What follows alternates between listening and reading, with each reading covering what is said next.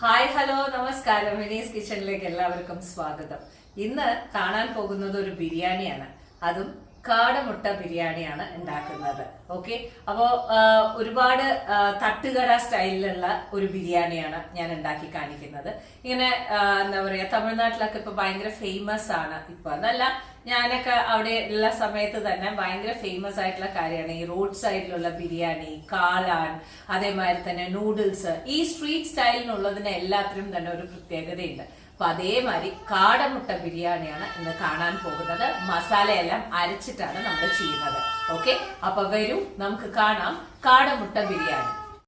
അപ്പോൾ വരൂ നമുക്ക് ഉണ്ടാക്കാം കാടമുട്ട ബിരിയാണി. ഞാനിവിടെ കാടമുട്ട 2 പാക്കറ്റ് എടുത്തിട്ടുണ്ട്. 24 എണ്ണമാണ് എടുത്തിരിക്കുന്നത്.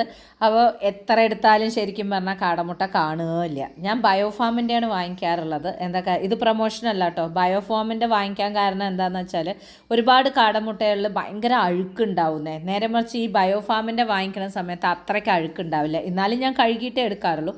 അങ്ങനെ ഒരു 12-12ൻ്റെ 2 പാക്കറ്റാണ് ഞാൻ യൂസ് ചെയ്യുന്നത്. നല്ല പോലെ കഴുകി കഴിഞ്ഞതിന് ശേഷം വെള്ളത്തിൽ സാധാരണ മുട്ട വേവിക്കണ പോലെ വേവിക്കുക. പക്ഷെ അത്രയ്ക്ക് വേവൊന്നുമില്ല, ഒരു 10 മിനിറ്റ് കൊണ്ട് വെന്ത് കിട്ടും. ഇനി നമുക്ക് മസാല അരയ്ക്കണം. 2 വലിയ ഗ്ലാസ്സിനുള്ള ബിരിയാണി അരിക്കാണ് ഞാൻ എടുക്കുന്നത്. അപ്പോൾ നിങ്ങളുടെ കയ്യിന് ഒരു പിടിയോളം മല്ലി എടുക്കുക, 6-7ഓളം വറ്റൽമുളക്, പിന്നെ പട്ട, ഗ്രാമ്പ്, ഏലക്ക, തക്കോലം, എന്താണ് പറയുക, വയനയില, അതേമാതിരി തന്നെ മറ്റേ ഇത് എന്താണ് പറയുക, മറ്റേ കൽപ്പാസി എന്ന് പറയണത്, അതെല്ലാം കൂടി ഇട്ടിട്ട് നല്ല പോലെ ഒന്ന് എണ്ണയില്ലാണ്ട് വറുത്തെടുത്തതിന് ശേഷം അതിനെ നല്ല പോലെ മിക്സിയിലിട്ടിട്ട് പേസ്റ്റ് പോലെ അരച്ചെടുക്കുക കേട്ടോ. അതവിടെ ഇരിക്കട്ടെ. ഇനി നമ്മൾ കുക്കറിൽ ആദ്യം നെയ്യ് ഒഴിച്ചിട്ടുണ്ട്, എണ്ണയും കൂടി ചേർത്തി ഒഴിച്ചിട്ടുണ്ട്. എന്നിട്ട് അതിലേക്ക് വലിയ സവോള ഒരു 3 എണ്ണം നീളത്തിൽ കീറിയിട്ട് ഇട്ടിട്ടുണ്ട്. ഇനി ഇതിലേക്ക് പച്ചമുളകാണ് ഇടുന്നത്. ഒരു 4-5 പച്ചമുളക് ഇട്ട് കൊടുത്തിട്ടുണ്ട് നീളത്തിൽ. എപ്പോഴും തട്ടുകട സ്റ്റൈലിലുള്ളതിലൊക്കെ നല്ല എരിവുണ്ടാവും. ഇനി ഇതിലേക്ക് നമ്മൾ ആവശ്യത്തിന് ഉപ്പിടുക. ഇപ്പം ഇതിലിടുക. എന്നിട്ട് നല്ലപോലെ ഒന്ന് ഇളക്കി നോക്കിക്കഴിഞ്ഞതിന് ശേഷം ലാസ്റ്റ് വെള്ളമൊക്കെ ഒഴിച്ചതിന് ശേഷം ചെക്ക് ചെയ്തിട്ട് വേണമെങ്കിൽ ഉപ്പ് പിന്നെ ഇട്ട് കൊടുക്കുക കേട്ടോ. നല്ലപോലെ ഒന്ന് വഴറ്റി കൊടുക്കുക. ഒന്ന് ലൈറ്റ് പിങ്ക് കളറായി എന്ന് കാണുന്ന സമയത്ത് നമ്മളിതിലേക്ക് ഇഞ്ചി വെളുത്തുള്ളി പേസ്റ്റാണ് ഇട്ട് കൊടുക്കുന്നത്. ഇത് ചെറിയ സ്പൂണിന് 2 സ്പൂണ് ഇഞ്ചി വെളുത്തുള്ളി പേസ്റ്റും കൂടി ഇട്ടിട്ട് നല്ലപോലെ അതിൻ്റെ പച്ചമണം പോകുന്ന വരയ്ക്കും ഒന്ന് നന്നായിട്ട് വഴറ്റിയെടുക്കുക. ഈ ഒരു ബിരിയാണിയൊക്കെ ശരിക്കും പറഞ്ഞു കഴിഞ്ഞാൽ അവർ ഉണ്ടാക്കിയിട്ട് നല്ല പോലെ അങ്ങോട്ട് വലിയ കാസറോളിൽ അങ്ങോട്ട് ആക്കിയിട്ടാണ് കൊണ്ടുവരിക. അപ്പോഴെ തന്നെ ആ ഒരു സൂപ്പർ മണമാണ്. ഇനി ഇതിലേക്ക് വലിയ തക്കാളി 2 എണ്ണം ഞാൻ ഇട്ട് കൊടുത്തിട്ടുണ്ട്. നല്ല പോലെ ഒന്ന് ഇളക്കി കൊടുക്കുക. നല്ല പോലെ ഇളക്കി കൊടുത്തിട്ട് ഇതിലത്തെ ആ മണമൊക്കെ, അതായത് എല്ലാ പച്ചമണവും അതേമാതിരി തക്കാളിയൊക്കെ നന്നായി വെന്തു എന്ന് കാണുന്ന സമയത്ത് ലേശം മഞ്ഞൾപ്പൊടി ഇട്ട് കൊടുത്തിട്ട് നല്ല പോലെ ഒന്ന് വഴറ്റുക. ഇനി നമ്മൾ ഇതിലേക്ക് മല്ലിയില, പുതിനയില എല്ലാമാണ് ഇട്ട് കൊടുക്കുന്നത്. ഞാൻ എല്ലാം ഓരോരോ പിടി എടുത്തിട്ടുണ്ട്. ആദ്യം മല്ലിയില ഇട്ട് കൊടുത്തു, പിന്നെ പുതിനയില ഇട്ട് കൊടുത്തു. എല്ലാം കൂടി ഇട്ടിട്ട് നല്ല പോലെ ഒന്ന് വഴറ്റുക. ഇതും കൂടി നന്നായി വഴറ്റി കഴിഞ്ഞതിന് ശേഷം നമ്മുടെ അരച്ച് വെച്ചിട്ടുള്ള പേസ്റ്റാണ് ഇട്ട് കൊടുക്കുന്നത്. നല്ല പോലെ മിക്സിയിൽ പേസ്റ്റായിട്ട് അരച്ച് കൊടുക്കുക. ഈ ഒരു പേസ്റ്റ് ഇടുമ്പോഴേക്കും തന്നെ നിങ്ങൾക്ക് വേറെ ഒന്നും ചെയ്തിട്ടില്ലെങ്കിലും ബിരിയാണിയുടെ മണം വന്നിട്ടുണ്ടാവും. ഇനി നിങ്ങൾക്ക് ഇതേപോലെ കുസ്കി ഉണ്ടാക്കണം എന്നുണ്ടെങ്കിൽ well and good, no problem. ഇതേ മെത്തേഡിൽ കുസ്കി ഉണ്ടാക്കിക്കോളൂ, നല്ല ടേസ്റ്റ് ആയിരിക്കും. ഞാൻ മിക്സിയിൽ നിന്ന് എല്ലാം മാക്സിമം എടുത്തിട്ടുണ്ട്. പക്ഷേ എന്നാലും ബാക്കിയുള്ള അരിയുടെ ആ വെള്ളത്തിൻ്റെ കണക്ക് മിക്സിയിൽ ഒഴിച്ചിട്ട് ആ മിക്സിയുടെ വെള്ളം തന്നെയാണ് ഞാൻ ഒഴിക്കാൻ പോകുന്നത്. ഈ ഒരു മസാല നല്ല പോലെ മിക്സ് ചെയ്യുന്നു. നല്ല മണമാണ് പറഞ്ഞാൽ സൂപ്പർ മണമാണ്. ഇനി നമ്മൾ കുറച്ച് തൈരാണ് ഇട്ട് കൊടുക്കുന്നത്. അധികം പുളിയില്ലാത്ത തൈര് 2 സ്പൂണോളം ഞാൻ ഇട്ട് കൊടുത്തിട്ടുണ്ട്. അതും കൂടി ഇട്ടിട്ട് നല്ലപോലെ ഒന്ന് മിക്സ് ചെയ്യുക. നന്നായി മിക്സ് ചെയ്ത് അത് നല്ലപോലെ ഒന്ന് യോജിച്ച് അതൊന്ന് തിളയ്ക്കണമെന്ന് കാണുന്ന സമയത്ത് നമുക്ക് ജീരകശാല അരിയാണ് ഞാൻ എടുത്തിരിക്കുന്നത്. നിങ്ങൾക്ക് ബാസ്മതി അരി വേണമെങ്കിലും എടുക്കാം. അപ്പോൾ ജീരകശാല അരി വലിയ ഗ്ലാസ്സിന് 2 ഗ്ലാസ് എടുത്തിട്ട് ഞാൻ കഴുകി വൃത്തിയാക്കി അരിച്ച് വെച്ചിട്ടുണ്ട്. അതിനെയും കൂടിയിട്ട് ഇതിലേക്ക് ഇട്ട് കൊടുക്കുന്നുണ്ട്. ഇട്ട് കൊടുത്ത് നല്ല പോലെ ഒന്ന് മിക്സ് ചെയ്യുക. അപ്പോൾ 1 ഗ്ലാസ് അരിക്ക് 1.5 ഗ്ലാസ് വെള്ളം എന്നുള്ള കണക്കാണ് നമ്മൾ ചെയ്യുന്നത്. പക്ഷേ ഇവിടെ ഓൾറെഡി ആ ഉള്ളിയും എല്ലാ മസാലയിൽ നിന്നും വരുന്ന വെള്ളം ഉള്ളതുകൊണ്ട് ഞാൻ ആദ്യത്തെ ഗ്ലാസ്സിന് 1.5 ഗ്ലാസ് എടുത്തു, മറ്റേ ഗ്ലാസ്സിന് 1.5ക്ക് പകരം 1 ഗ്ലാസ് എടുത്തുള്ളൂ. ഓക്കെ, അപ്പോൾ അതിനനുസരിച്ചിട്ടുള്ള രീതിയിൽ മിക്സിയിലേക്ക് ഒഴിച്ചിട്ട് ആ വെള്ളവും കൂടി നല്ല പോലെ ഒലിമ്പിയിട്ട് ഒഴിച്ചു കൊടുത്തിട്ടുണ്ട്.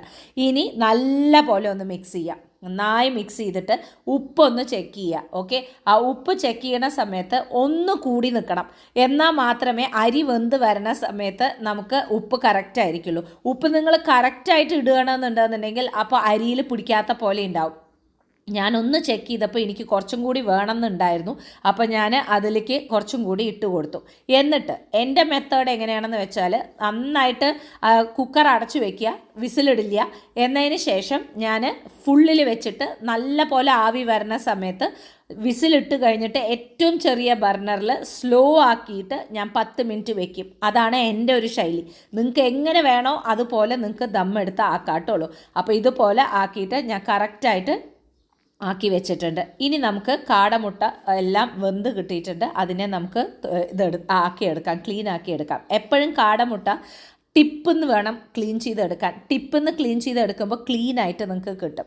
ഇനി നമുക്ക് കാടമുട്ട ഒന്ന് ഫ്രൈ ചെയ്യണം. അതിന് എണ്ണ ഒഴിച്ചിട്ട് മഞ്ഞൾപ്പൊടി, മുളക് പൊടി, മല്ലിപ്പൊടി, കുരുമുളക് പൊടി, ഗരം മസാല, ഉപ്പ് എല്ലാം കൂടി ഇട്ടിട്ട് നല്ലപോലെ ഒരു മസാലയുടെ പേസ്റ്റ് പോലെ ആക്കിയിട്ട് അതിലേക്ക് നമ്മൾ ഈ ക്ലീൻ ചെയ്ത് വെച്ചിരിക്കുന്ന കാടമുട്ടയും കൂടി ഇട്ടിട്ട് നല്ലപോലെ ഒന്ന് ഫ്രൈ ചെയ്തിട്ട് അതിനെ മസാല കോട്ട് ചെയ്തിട്ട് വെക്കുക.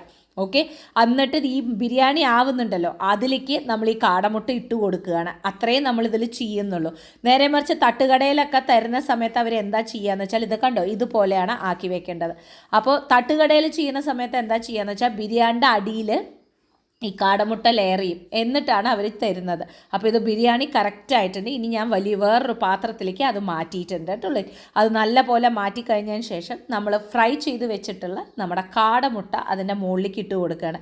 ഞാൻ ഓരോരുത്തർക്ക് ഇൻഡിവിജ്വൽ ആയിട്ടുള്ള രീതിയിലൊന്നും ആക്കുന്നില്ല. ശരിക്കും വേണമെന്നുണ്ടെങ്കിൽ ഇനിയും ഒരു 10-24 കാടമുട്ട ഉണ്ടെങ്കിൽ എല്ലാവിടെയും കാണുമായിരിക്കും. പക്ഷേ കാടമുട്ട എന്ന് പറയണത് എന്താ പറയുക, അത്രയും ആ പ്രോട്ടീനും കാര്യങ്ങളൊക്കെ ഉള്ളത് കൊണ്ട് തന്നെ ഒരുപാട് വേണ്ട എന്നുള്ളത് കൊണ്ട് അളവായിട്ടുള്ള രീതിയിലാണ് ഞാൻ എല്ലാവർക്കും പാകത്തിനുള്ള രീതിയിലാണ് അത് എടുത്തിരിക്കണം. അപ്പോൾ 24 ധാരാളം. നമ്മൾ ആസ് യൂഷ്വൽ ഒരൊറ്റ കയ്യിൽ മാത്രമേ എടുക്കുന്നുള്ളൂ. ഒരേ ഒരു കാടമുട്ടയും എടുത്തിട്ടുണ്ട്. അപ്പോൾ വരൂ നമുക്ക് കഴിക്കാം. അങ്ങനെ നമ്മുടെ കാടമുട്ട ബിരിയാണി. ഇനി ദിവ്യ അമൃതാണെങ്കിലും ചോറ് കുറച്ചേ എടുക്കുള്ളൂ എന്നുള്ള കോൺസെപ്റ്റ് എൻ്റെ മനസ്സിൻ്റെ ഉള്ളിൽ വന്ന സ്ഥിതിക്ക് അതിനെ മാറ്റണ്ട എന്ന് വിചാരിച്ചു.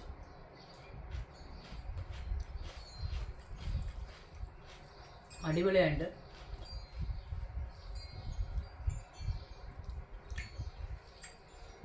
ആ മസാല സൂപ്പർ. അപ്പോൾ നിങ്ങളും ട്രൈ ചെയ്ത് നോക്കുക. എന്തായാലും ഇഷ്ടമാണ്. ഓക്കെ, നമുക്ക് വീണ്ടും കാണാം. Till then, take care and bye-bye.